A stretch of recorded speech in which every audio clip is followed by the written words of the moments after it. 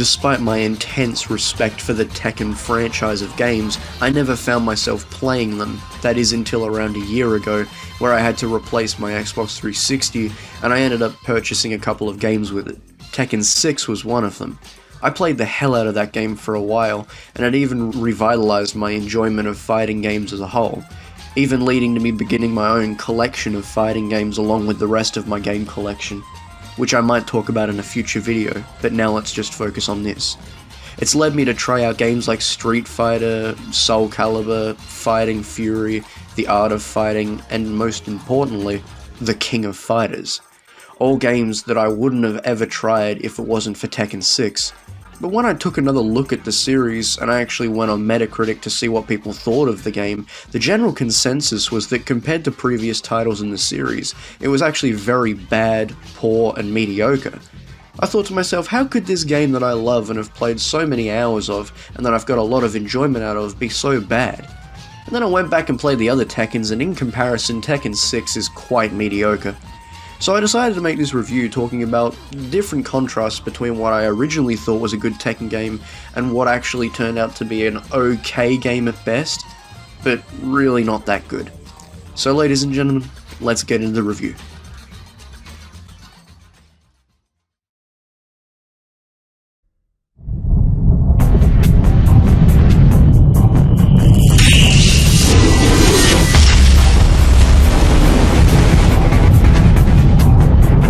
Tekken 6 was initially revealed in 2007 at E3 2007 with a reveal trailer.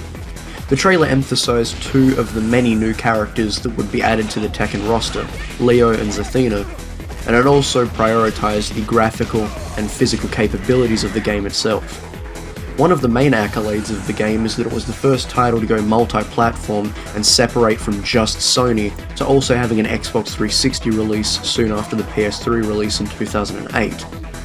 The game and the trailer also emphasized the customizations, which were carried over from the previous title Tekken 5. In Tekken 5 you could purchase small accessories for your characters to wear with the fight money you won every time you won a match.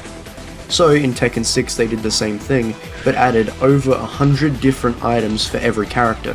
You could edit their hairstyle, and actually make a character that looked like your own, almost completely changing their appearance if you wanted to. Add to that, the graphics and character models just looked way nicer and crisper than in Tekken 5. The game to this day still holds up graphically in my opinion, but that's a point of contention for a lot of fans of this game. So now it's on to the real important stuff. The gameplay.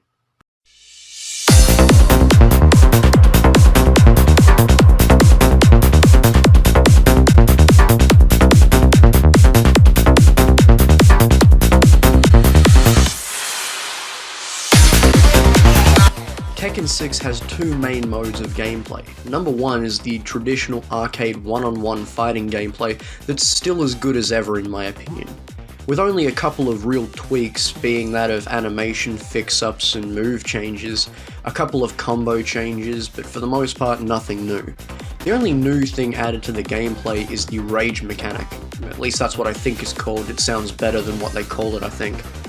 Where for the most part, if you are below a certain amount of health, I think it's 20%, you actually deal more damage with your attacks, making those matches where both people are really close to being finished off some of the most epic things to watch. That's the thing, the game itself is just as same as any game, which is one thing it was criticized for. The gameplay, or at least the base traditional gameplay, doesn't really change up or try to do anything different with the genre itself. But that's not a real issue in my opinion, it's still a great game to play. Especially when you're sitting on the couch with some friends having a local multiplayer session and everyone is just trying their best to make do with what they got. Even if you're watching a rookie or a seasoned veteran of the series play this game, it's always an enjoyable thing to watch. And that's just about as much of a testament to the graphics as it is to the gameplay. The graphics look awesome in this game. Special effects are off the chain, the real-time physics that happen as you play the game make the levels deform and change as you utilize them. It's a really nice looking game even to this day. The developers wanted specifically to attempt to focus on making the game look good in motion as opposed to look good when you snapshot a frame of the game in action. and I reckon they did pretty well at that. The other mode of gameplay is the scenario campaign, which is the highly contested, most hated part of Tekken 6.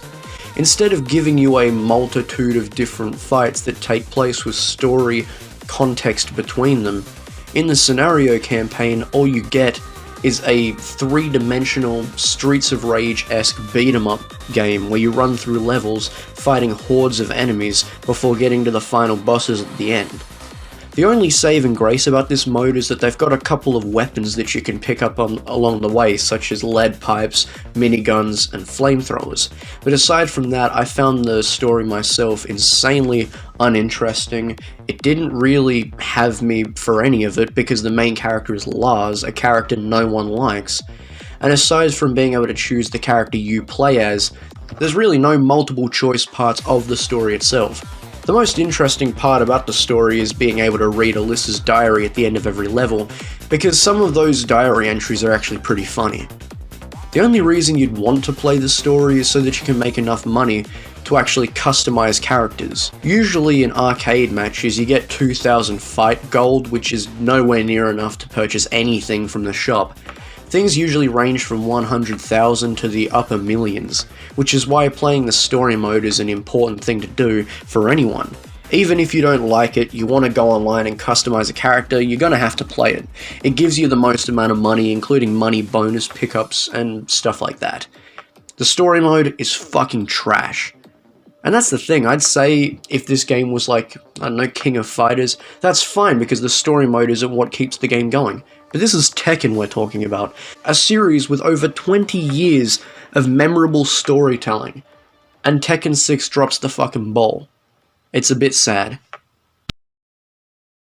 If there's one thing that's become synonymous with the Tekken franchise, aside from its gameplay, its character roster, and its story, it has to be the music that serenades the player as they play.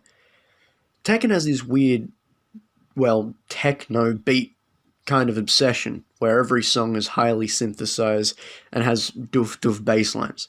I really like the soundtrack to a lot of these games, and Tekken 6 has a couple of pretty good songs, but unfortunately, again, like in every other way, it seems to lag behind its previous and even titles that came afterwards. Tekken Tag Tournament 2 has some of the coolest songs I've ever heard in a Tekken game. And sure, while Tekken 6's intro song is pretty cool, it's no, I'm here now, you know, whatever the fuck that song is. The fact of the matter is, the songs in Tekken are alright, but other games have it covered in terms of ones that I like better.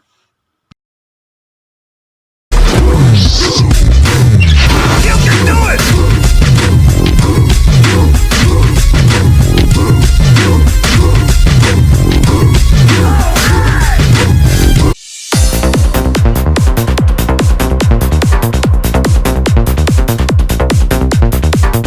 I'm here now.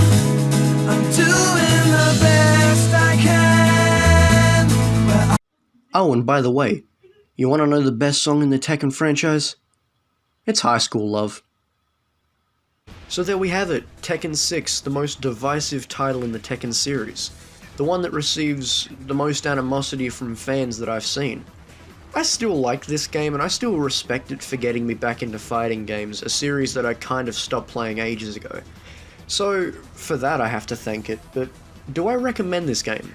Well, interestingly enough, I kind of do if you can find it for a cheap price, but if you have the choice between this and Tekken Tag 2, go with Tekken Tag 2, it's just a much more complete, better game. It's got a bigger roster, it is just better in every way. Tekken 6 is good as a stepping stone, and I will play it every now and then, but I can't exactly recommend it over any other game in the series. It has a good sized roster though, and if you're just looking for something to play with your friends on the couch, then it's fine. Pick it up, have a bit of a go, but I wouldn't recommend dedicating a lot of time to it today, as the online servers are relatively barren from what I've heard, and the online scene doesn't even really work very well, even with all the updates. I would recommend this game, but only for someone who's going to give it a little bit of a go and not dig hours into it, like I did. Thank you guys for watching, and have a great day. Monday morning, all